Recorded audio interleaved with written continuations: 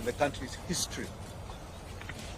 I'm going to read this statement and know that it has been compiled by all of us because we want to send a message directly to William Samoei Ruto. Directly to him. Crooked Ruto is responsible for the illegal abductions and killings.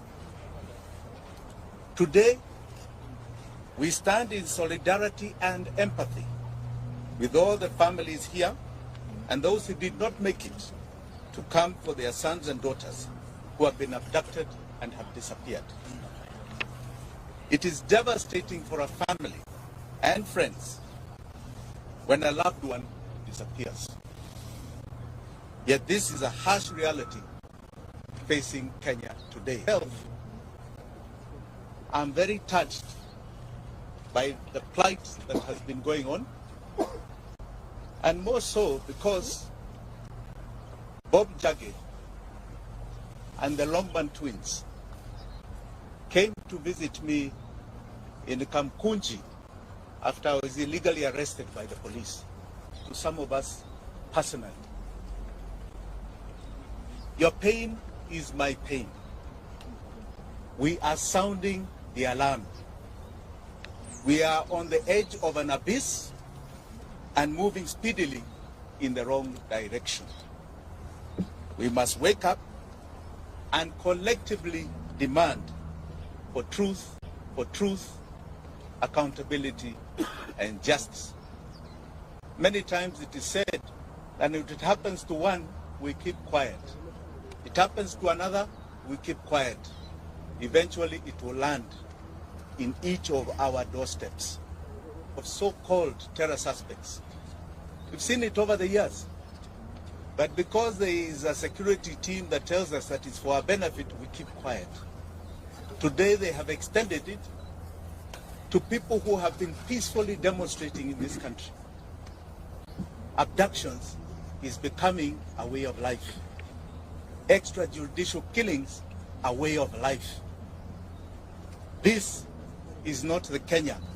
Abductions, enforced disappearances, and extrajudicial killings in Kenya remain a state strategy to spread terror amongst us. The feeling of insecurity and fear it generates is not limited to close relatives of the abducted or the disappeared only. It affects each and every one of us. Illegal abductions and enforced disappearances violates the right to life, liberty, protection before the law, and protection from other cruel, inhumane treatment and punishment. And victims and survivors, like we have here. We have a young man here who was abducted all the way to Maragua. He will tell you his story. Abductions are a gross violation of the international law, including it is kidnapping people, kidnapping Kenyans.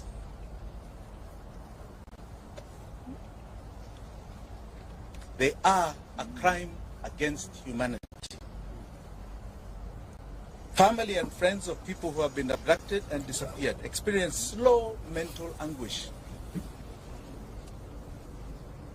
not knowing whether their son or daughter, mother or father are still alive, not knowing whether he or she is being held or how they are being treated. Searching for the truth put whole families in great danger. There are some families we wanted to visit. I myself directly, with my deputy Willis Otieno, and I can tell you those families are afraid. They want to meet us in private because they are afraid that the attention we may cause will victimize them.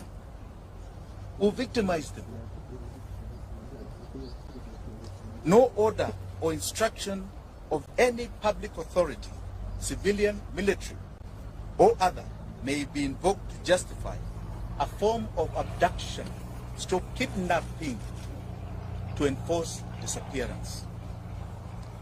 Any person receiving such an order,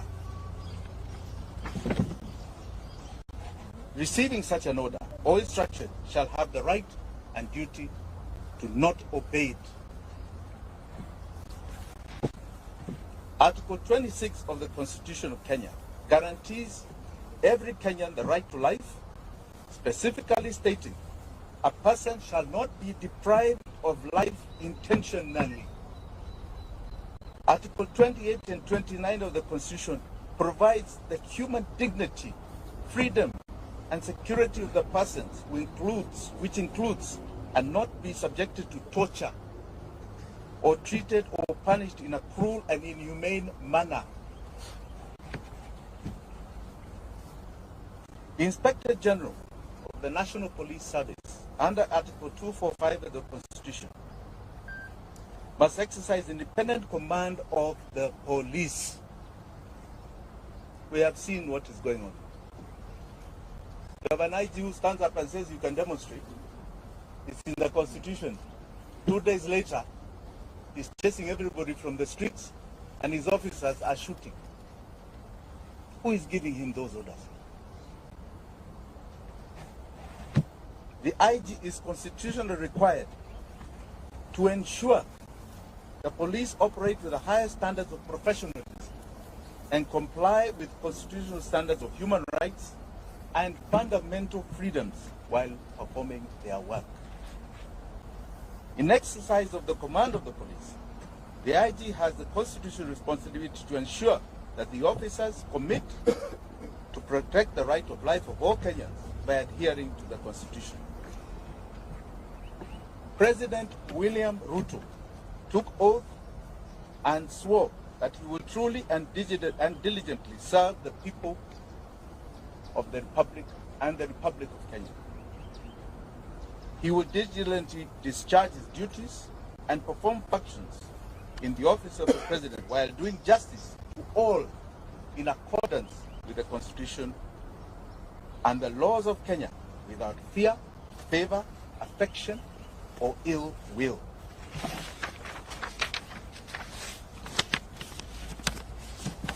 President Ruto, and I say crooked Ruto, the crooked man, took oath and swore to faithfully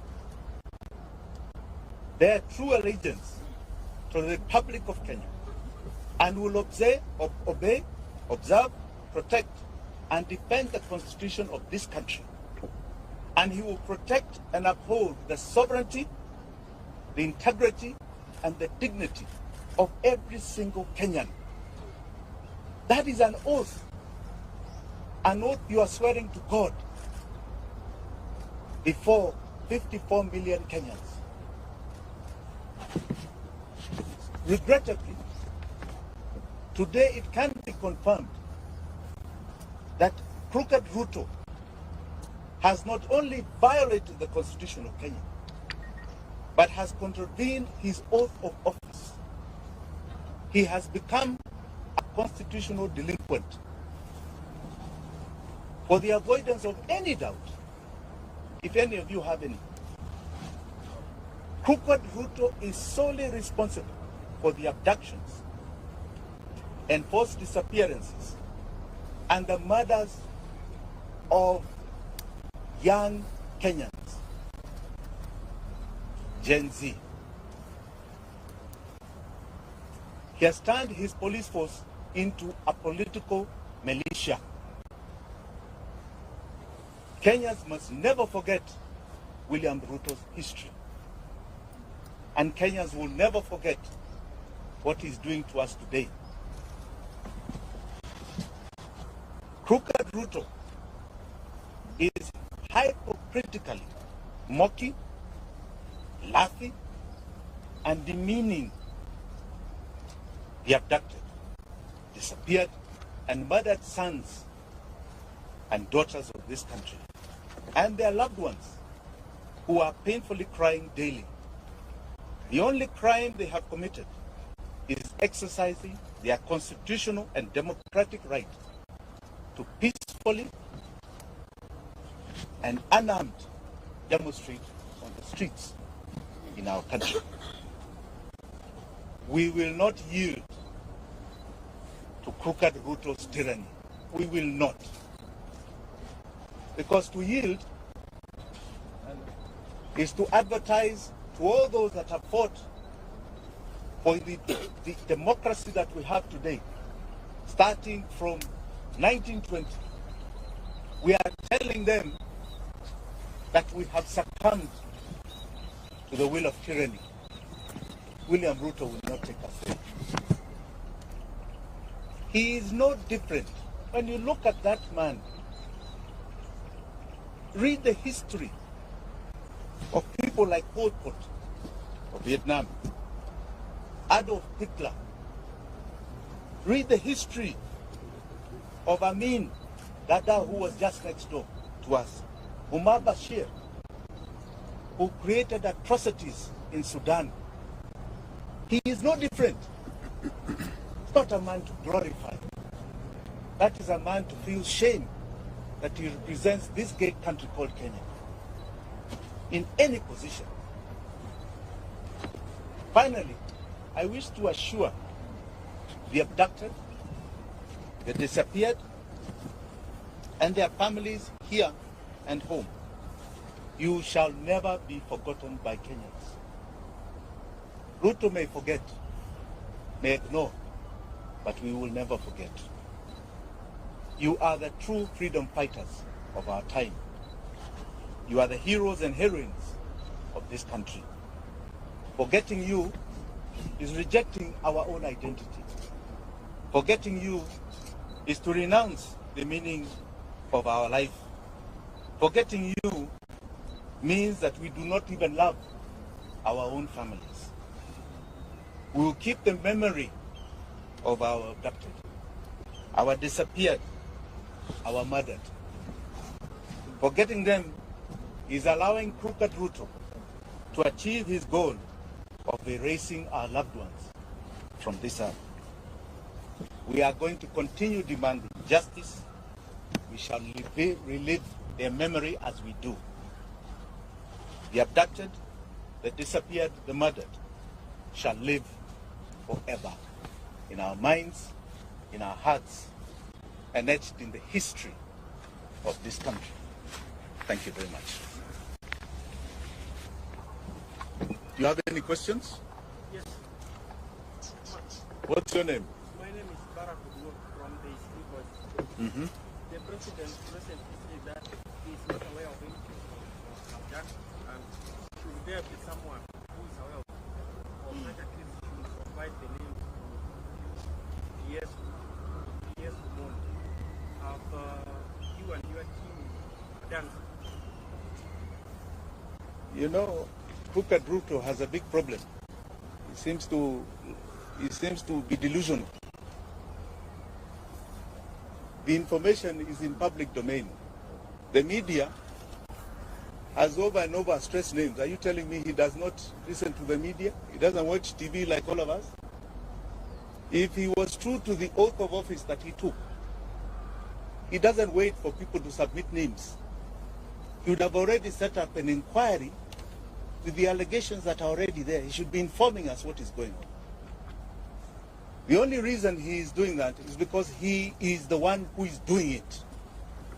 Okay? Let us not mince our words here. Those are his instructions being obeyed by others. And he will be held to account. The days when people just got away with things are over. The level of accountability Kenyans are demanding, and the world, is at an all-time high. He will not get away with it. Any other question? Yes.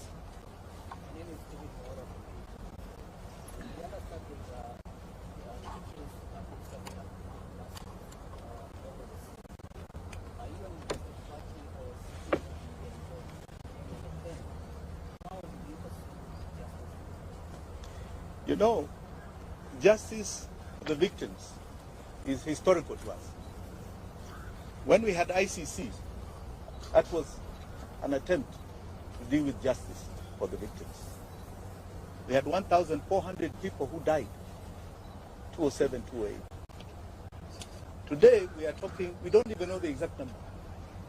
We have bodies in the mortuary, unclaimed, unidentified. We have bodies being found in rivers and swamps and dump sites.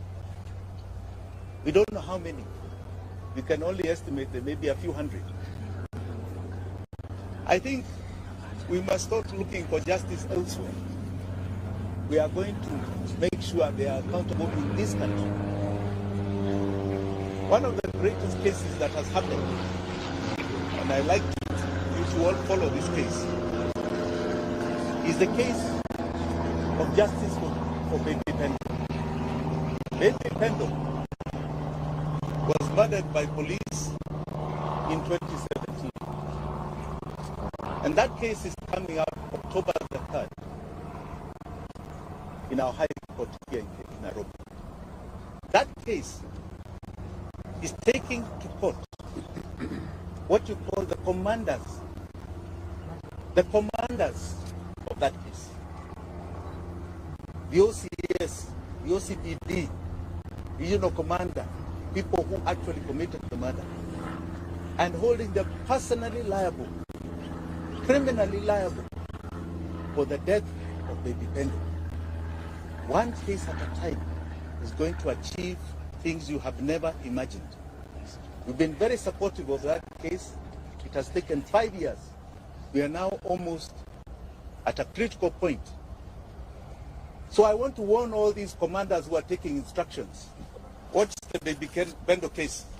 It is coming to you, each and every one of you. Whether you're the IG, whether you're the DCI, whether you're NIS, whether you're an OCPD, it is coming to each and every one of you. And you will face justice for the victims. Yes? My name is Daniel Sare. Do you think the courts are doing justice to those people that have had the cases, their cases taken to court? So far, I have no major complaints to the court system. I don't. I think they're doing a very good job. Today we got an order. I think the IG is supposed to appear this afternoon. Yes. Well, I think we're quite happy with what is going on in our courts. Yes. My name is Sophia from Kenyan. Yes, Sophia. To clarify, have you? I know you have. I just want to hear from you. Have you actually reported, the missing people, and what has been the reaction from the, the DCI and the guys that you reported the cases? They have been reported to every single police station that is responsible. In other words, where we assume, let's just say we are assuming, were the areas of abduction or the areas where the families come from. They have been reported. Have you ever sought a comment from the IG? Have you? You're asking us, have you? Why are you not seeking comments from those people? They are the abductors. They are being accused every day. I'm here accusing them. Let them stress their defense. Okay? I was just asking if you follow the due diligence. Absolutely, absolutely. But the onus is not on us. The onus is not on us. It has been done. But don't be like them who want to say, oh, nyinyi mufanya report, mufanya. It's not about us. You think people are creating fake bodies and fake missing persons? Let's be sincere. It has been followed. And as you can see, there are people who are living in their own reality. They don't want to acknowledge that there is such a thing. Yes. Yes, Lugo. So far as Jimi Wanjigi, how many families have you reached to be able to communicate about the missing persons? How many families? How many are there so far? About 12. About 12. Yes, about 12. But as I told you, we are having very serious challenges because these families are very frightened. And they feel if we draw too much attention to them, they'll be victimized. Even their other children will be victimized. But so I would like to keep it a bit quiet. Yeah? Anything else? Yes. Yes, good afternoon.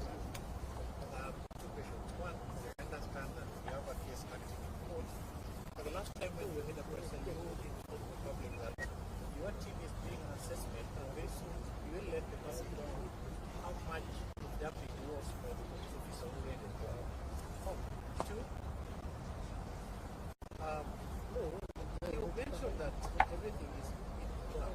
And that's why we're confident enough that there were some items that were planted in the paper. This part of the evidence will be present before the courts to need to exempt or satisfy the judges with the evidence. Thank you. Thank you for that question. You know, I didn't call this for myself. I was here to talk about others. Kesi yangu itakuja, and I want to assure you, as I assured you then, it will be a shocker case. Okay? A shocker case. But I'm not here today to talk about that. I'll come to me. Today, I'm here. All right? There are people who are not here, who have not only died, others have been abducted. We don't know whether they are dead or alive. I think that's really the concern. Mimi niko hapa, niko hai, niko sawa. My family wako hai. Sindio? So we'll come to that. Yeah. Sorry, last question. Yes. We know some of the people that were abducted, they are only wanategemewa kama watu kwa familia zao. I mean, you as My friend, why are you asking me of private arrangements? Sio hapana kitu ya public. Asking, kuna watu wengine ambao wanasema kitu. Any other question? Yes, ndugu yangu. From? Sorry.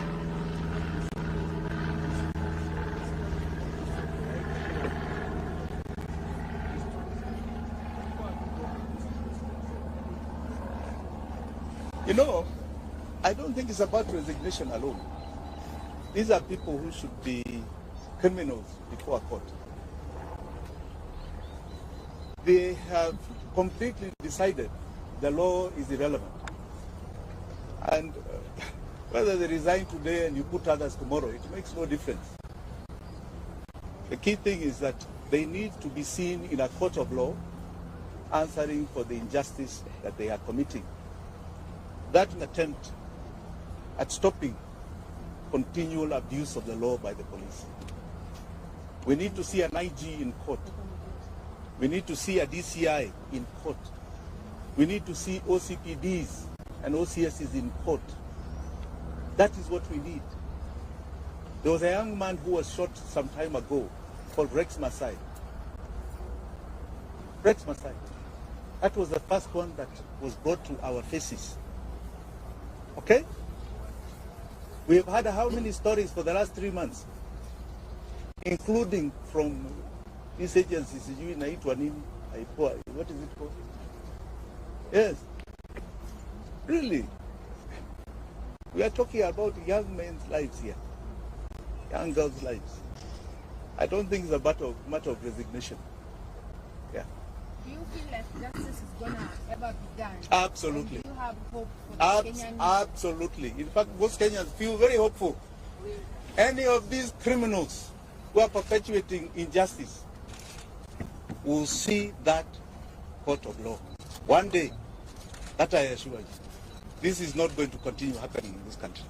what is the time limit that is giving the government to be able to interview the people, and what is the plan?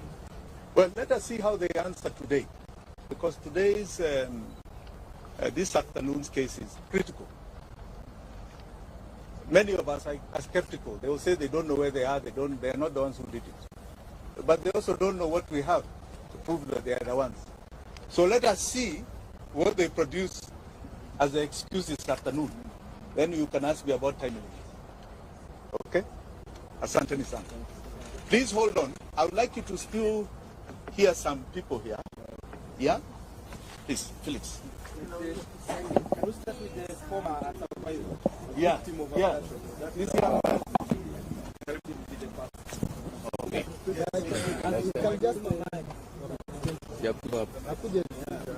Exchange the down with extrajudicial killings, down. Down. Viva.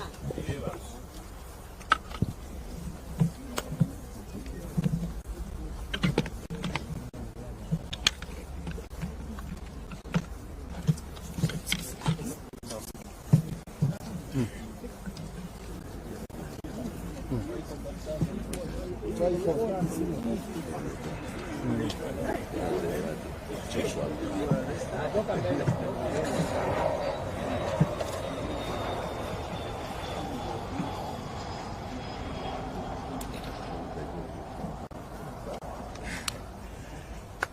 Good afternoon. My name is Joshua Okayo. I am a student undertaking my advocates training program at the Kenya School of Law, and also the president of the Student Governing Council at that institution.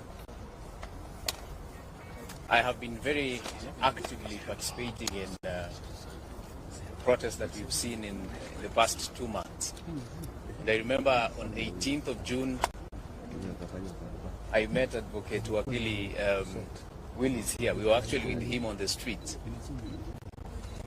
And it appears to me that this was history writing itself. I got abducted on 26th of June